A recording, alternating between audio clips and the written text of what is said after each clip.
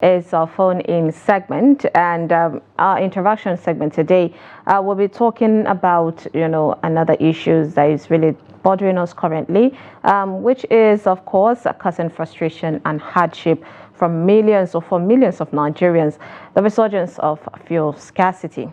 After a period of relative stability, long queues have returned to our filling stations, and motorists are struggling to get fuel.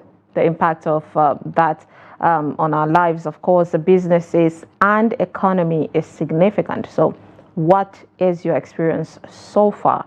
Join us as we explore the causes of this recurrent problem from supply chain issues to distribution challenges, and discuss, of course, possible solutions. We want to hear from you. Share your experience on this matter and how you think we can move forward with this issue.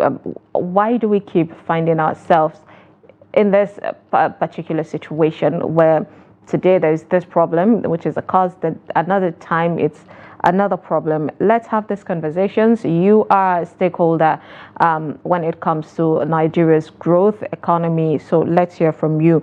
We'll display the numbers that you can call, any of both numbers, to, of course, share your take on this matter. How did we get here? Why do we keep finding ourselves in this particular situations? Earlier I read out, or we even brought the report of Ipman and the Miman bringing basically a bit of different view of what is the cost of this, where the Ipman is saying, oh, the bad road is to be blamed for this. Miman is saying, no, it's not the road actually. The distribution company, also, or the company that we're buying from, is actually selling it at a higher price. So there are two conflicting reasons and argument on that part. But yes, let's talk about this issue, because this is something that each time it hits, then there is a major hardship caused on millions of Nigerians. Currently, it's just in the nation's capital and its environs, that is some parts of the northern state. But we all know how these things start, especially in Nigeria. It tends to extend. There's been an excuse of saying, yeah, from Lagos depot, it's because of the rain. And we all know how Lagos suffers from flood whenever it's the rainy season. So what exactly do we need to do? And what is your experience like? Have you stayed in a queue for, the longest time just to buy fuel? Is there even fuel in your area, in all the filling stations around? Let's hear your take, please. Go ahead, call the numbers on your TV screen. Let's hear what you think about this situation. So first of all, Abuja and surroundings areas are once again experiencing this fuel scarcity, leading to long queues at gas stations, and this is frustrating motorists. So this comes after a period of relative stability, raising concerns about the reasons behind this resurgence. For a while, you would realize that we tend to get past this a bit. But most times when it comes, there's a bit of speculations.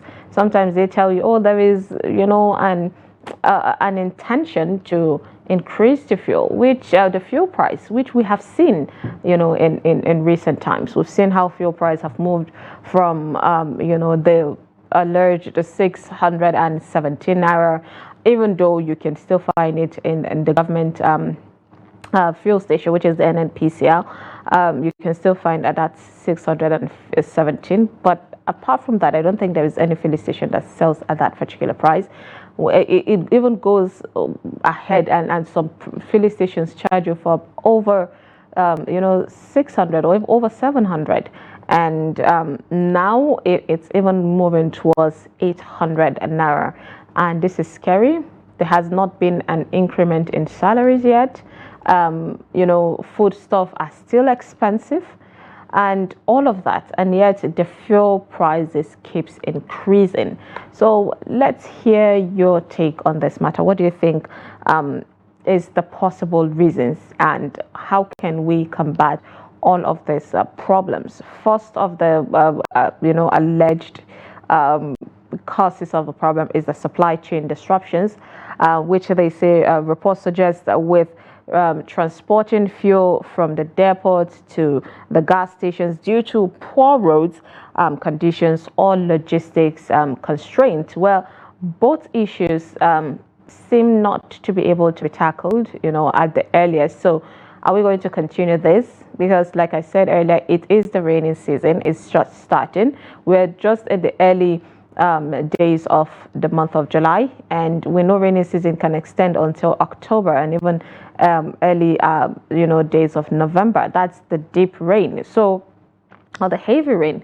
So what should we do? Please, let's hear from you. Go ahead, call us. Let's hear your take on this matter. And according to some, or could be another problem, we have increased demand. All right, let's pick this call from Kebbi. Good morning. Yeah, good morning, my sister. How was the night? Fine, thank you. What is your name? My name is Ibrahim Pocho. I'm calling from Kebbi State. Yeah, Ibrahim. It's good to have you from Kebbi. So what is it like in Kebbi? What's that? What is it like? That's the fuel scarcity in Kebbi State. Honestly speaking, on my take is that the issue of fuel scarcity has become something very tragic in Nigeria, most especially the lower class people that are not, in position of issue of cash, or let me just say those that are not working. And the small business men, they are having difficulties in life. If you look at what is happening now, because I have been monitoring, following your shows there, the queue that people are suffering because of fuel. And this is done intentionally. There is something that the government can do about this. Why are they not doing what they are supposed to do? And why are we where we are? It is something that you can do. Something that cannot take you like a minute to solve a problem of this fuel scarcity. Why are we imposing hardship on people? This is no more longer funny, my sister. And to tell you the truth, that the government has to do something urgent about this issue. If not, because of people are God-fearing people, people are religious, people are conscious enough, people believe in Nigeria, people believe that one day, one time, somebody from somewhere will emerge as a president to eradicate what is happening. If not because of those things, this country will have come to a dynamic field. Yeah, we hope it doesn't get there. Protest. They will have gone, violent about all of this. But because of the respect of law, people decided to lower their arms, to hope that the government will do something. But as it stands now, as you can see, they are not ready to amend anything. They are not ready to help the people, and they are not ready to coordinate with people. Well, so my call now is that please, Mr. President, and anybody who is concerned about all of this, should please fear God and then minimize the suffering of the Nigerian people. Indeed. Thank you so much, Ibrahim, for that call and concern. He says Kebbi is another state that is suffering from, of course, the fuel scarcity and the rise in prices or price of the fuel in the country, and it's really concerning, what is going on. And basically, there seems to be an increased demand on a daily basis because they need to move at least from one place to another, acquiring cars and or bikes, or tricycles. So there is also increase in demand on that one. Let's pick this call. Good morning. Hello. Yes. Yeah. Good morning. Your name and where you're calling us from. I mentioned it already. Ilori is my name, and I'm calling from Niger State. Oh, it's good to have you from Niger. So what is happening in Niger in terms of the fuel scarcity? Are you with us? Yes, I'm with you. Okay, go ahead. I've always been wanting to comment on issues when the program is going on. So okay. I'm lucky to be able to get the opportunity today. Yeah, it's good to connect with you. It's unfortunate, and I want to appeal to my Nigerian brothers and sisters. What I have observed that is our problem is that we all want to benefit from Nigeria. We don't want to give to Nigeria. We always want to push the fault of whatever is wrong in the country on the leadership alone. I mean, does it mean the followership also have no responsibility? And how concerned are we with those responsibilities? Nigeria is not a dead animal. Yoruba will say, you find an animal already dead, and everybody feels that we should just come up with the knife and cut our own share, and not even minding the environment.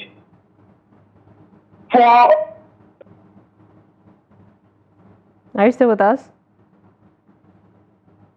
Oh, that breaks my heart. You know, we lost him, and you know, first-time caller. I was, of course, I was happy to hear from a first-time caller and sharing his take on this matter. We hope you get to call us back and be able to connect in order to share your take. Of course, yes, he pointed something out, and if there is something, of course, Trust TV has actually been keen on reminding us is the fact that it's not just you know, the leaders that should do something. Someone said the leaders is the product of, you know, the followership. It's they are extracted from us. It's still people from the followers that are becoming the leaders. So it's our mindset. It's our orientation. We cannot, as much as we want to, you know, when everything goes wrong in a home, we say, it's because the father did not do this, which is the head of the family. Also, the kids, even as little as a 7-year-old also has a shared responsibility, you know, for the upkeep and the keeping the house clean and everything, you know, the responsibility. So everybody has his own responsibility. So I wanted to get you know, at the end of the take of what he wanted to say. But anyways, I hope you get to call us back. Good morning. Good morning. Yeah, your name and where you're calling us from. Well, my name is Mr. Arinze, calling from Anambra State. Arinze, it's good to have you. Good morning. I'm a first-time caller. Oh, it's good to have you. Appreciate your call. Yeah. So go ahead. What is happening in Anambra State? Well, it's quite unfortunate. I don't want to look at the issue personally on the state. I want to say that we Nigerians should help our country to grow. Let them repair our refineries so that our refineries will be functional. All this issue will stop. Tomorrow, fuel scarcity, tomorrow this, tomorrow that. That will not help us. Let the government pump money into our refinery and reconstruct, and let the refineries be functional.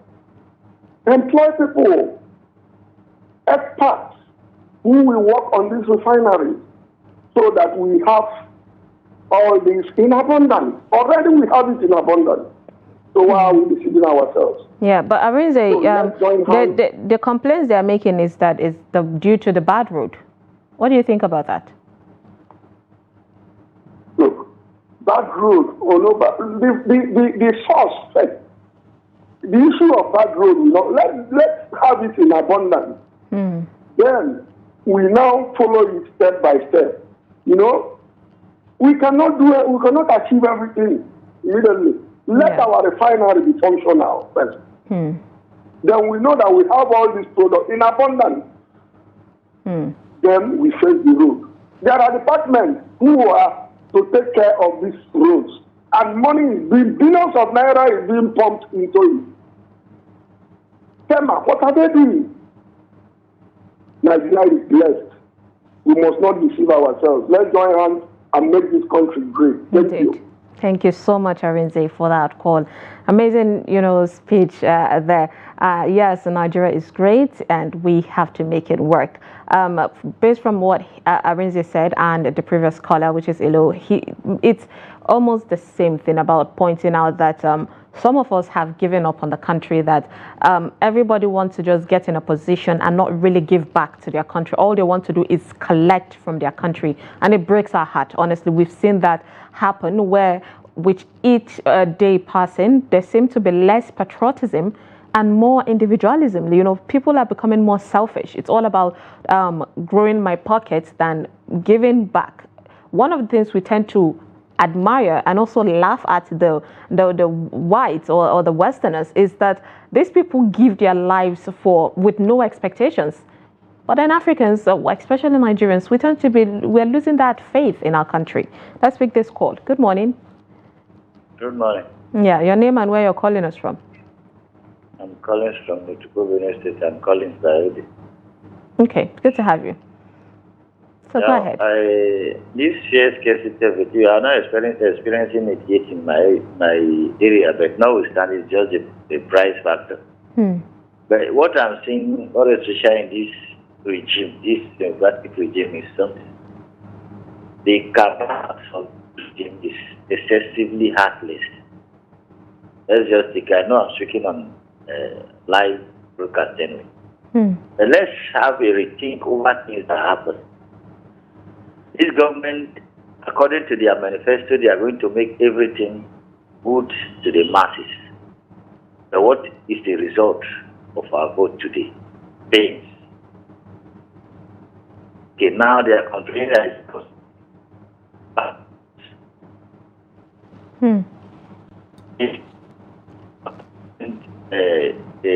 Brian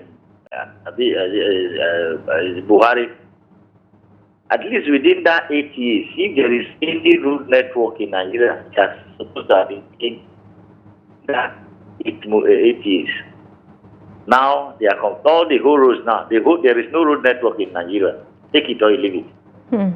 From my place here before to Ubolo now is deadlock. From Ubolo to Anambra is another issue. Even the vehicles that used to take all this food product to the east, down to the west here, I don't even know how they managed to pass through it. Because there are some of them falling into now. Was held down with coal.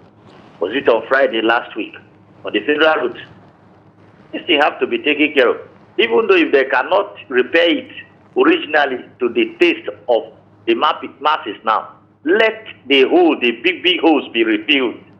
Let bulldozers and tippers be working and be amending all this thing until they get to that route.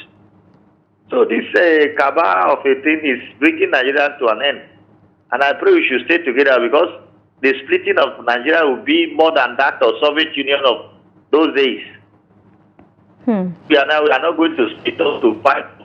Nigeria will be split in a point that will be anything like Nigeria again.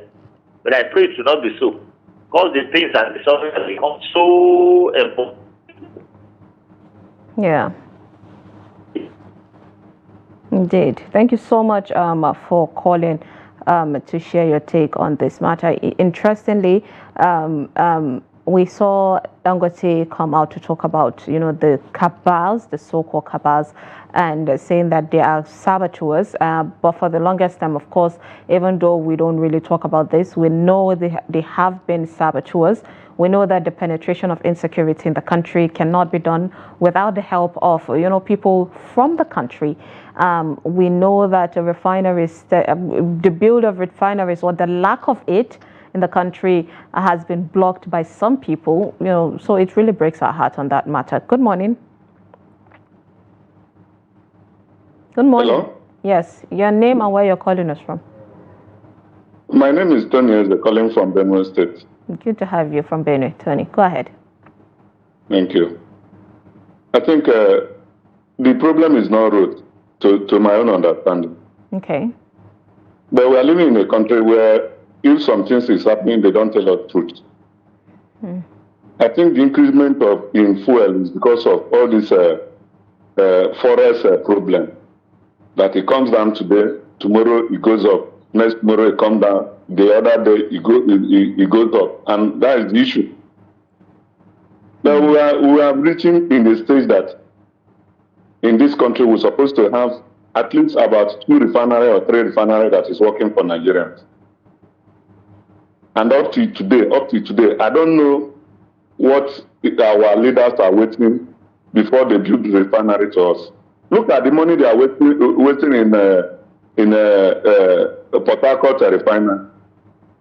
Any president that comes in, they say they want to rehabilitate it, and at the end it's not working. Why not start a new project?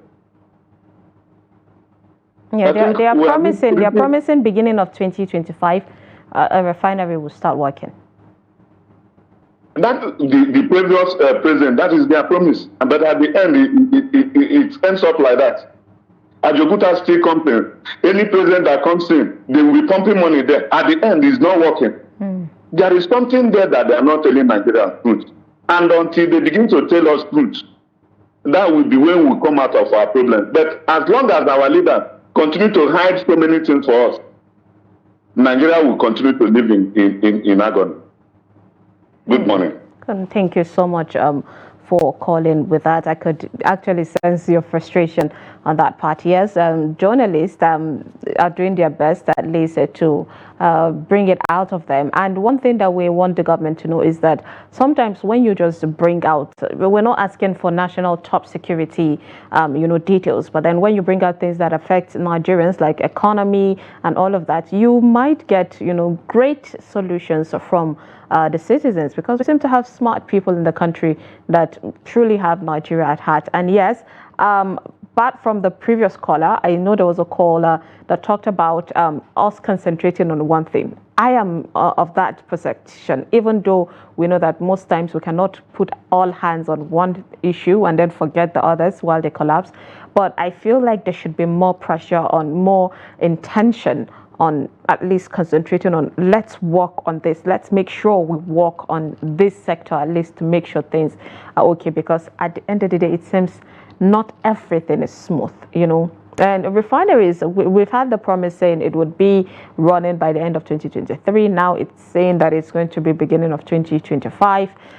We're just hoping it happens. And Dangote, even though we know that he's a businessman on his own, but he seems to have a bit of, patriotism in him, saying, I also want to at least do something for my country, which is, even though this refinery of Dangote is not for the government, it is at least in our country, and there should be some little, it might not be as elaborate, but little benefits from us having a refinery in the country.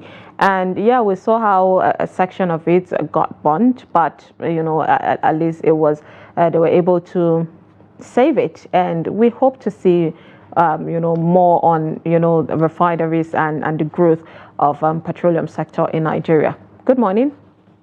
Morning. Yeah, your name and where you're calling us from. This is Amkusa Tewa calling from Abuja. No, good to have you from Abuja. How are you coping? Well, it is pathetic, but we are surviving. What I want to say is, you see, the policy of petroleum in Nigeria was faulty right from inception. We have petroleum, but this petroleum does not belong to us. It belongs to Shell, Chevron, Egypt, and the rest. Our leaders from inception made a wrong decision of not committing these oil companies for establishing refineries that would be refining oil for the local use. And up to now, mostly our Nigerians who are in the NNPC are frustrating the effort of existing local refineries in this country. It's not just a matter of government. Those people who are in NNPC, they are frustrating the effort of getting crude in order to refine fuel for the local use here in Nigeria. And these are the things we have to be looking at. Our youths who are there in the creeks trying to refine fuel, we arrest them and call them illegal refiners. Why can't we bring these people out and then try to beef up their technology in order to build local refineries to refine fuel for our usage? It is quite unfortunate that our government is irresponsible, but then we ourselves, especially people the government put in places like NNPC, are also helping to thwart the effort of the government and effort of the citizens. Second to the last speaker talk about road and somebody countered it. It's not true. Road is very key in every aspect of national economy. From Obolo to Onitsha, that used to be 1.5 hours or 2 hours, is now 4 hours, 30 minutes. From Calabar to Oyo, that used to be 1 hour, 15 minutes, is now 5 hours. What is our government doing with the revenue we're generating? Akwa Ibom is one of the major oil producing states, but it is so pathetic that moving from Akwa Ibom to Calabar, you will spend almost a day on the road. These are the key things that our government have to look into and make the life of the citizenry better. Otherwise, they should be watching what is happening in Kenya.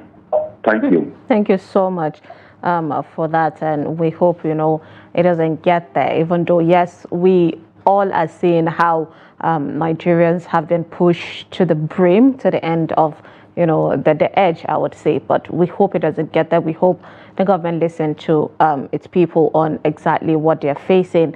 And yes, road infrastructure is something that should work. It should be one of the major, infrastructure that Nigerians should not in 2024 be complaining about. So we hope that the federal government look into roads. We hope that the federal government look into infrastructure of course, refineries in order to combat this particular situation. And yes, you talked about, the previous call, of course, talked about making the mistake of not committing these oil companies to at least create refineries in the country, but we're growing to it, and that's a beautiful suggestion. We hope necessary things are done in order to combat this situation. Thank you so much, everyone, for calling in. Appreciate you. We have to put a stop to this segment.